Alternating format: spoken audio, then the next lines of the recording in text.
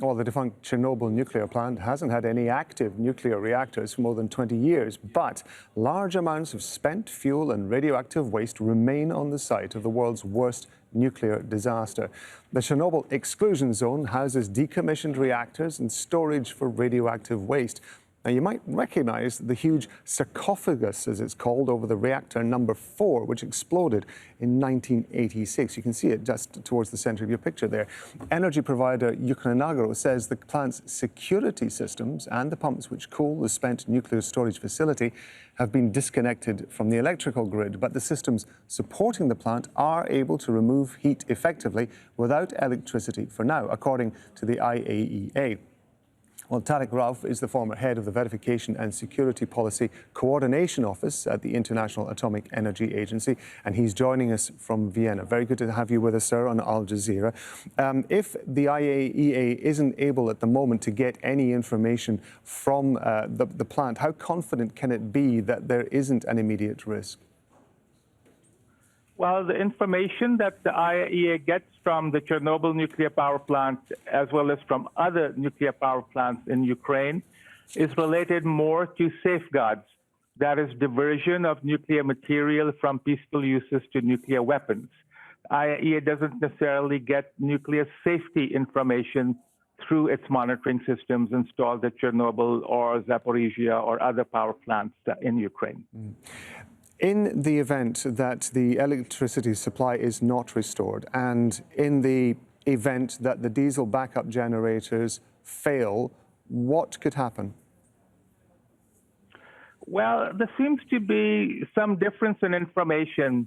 I was just looking at the website of the State Nuclear Regulatory Inspectorate of Ukraine, which is the licensing authority. And they say that the one 750 kilowatt power line was cut and that the Chernobyl nuclear power plant is de-energized and the diesel fuel for generators there is only sufficient for 48 hours.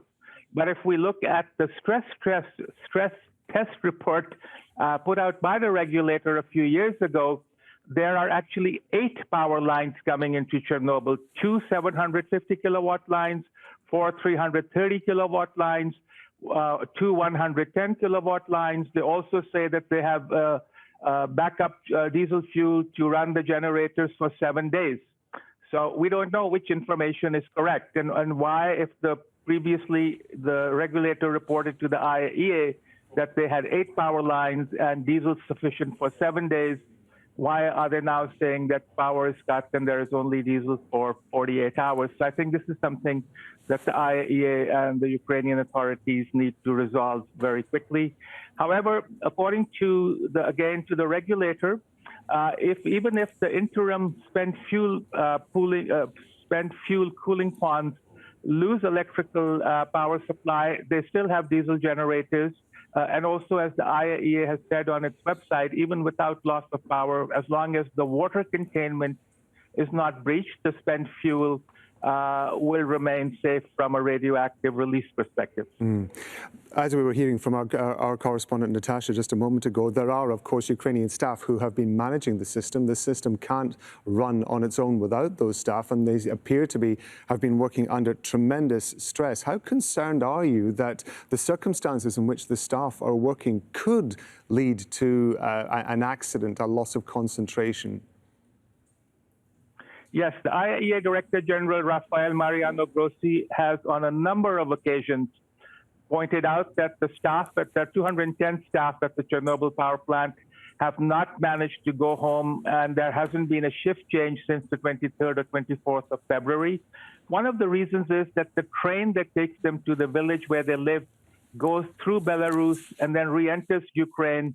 And the Ukrainian authorities, according to reports, the Russian authorities, according to reports, have said that they cannot guarantee the safety of the staff traveling back and forth.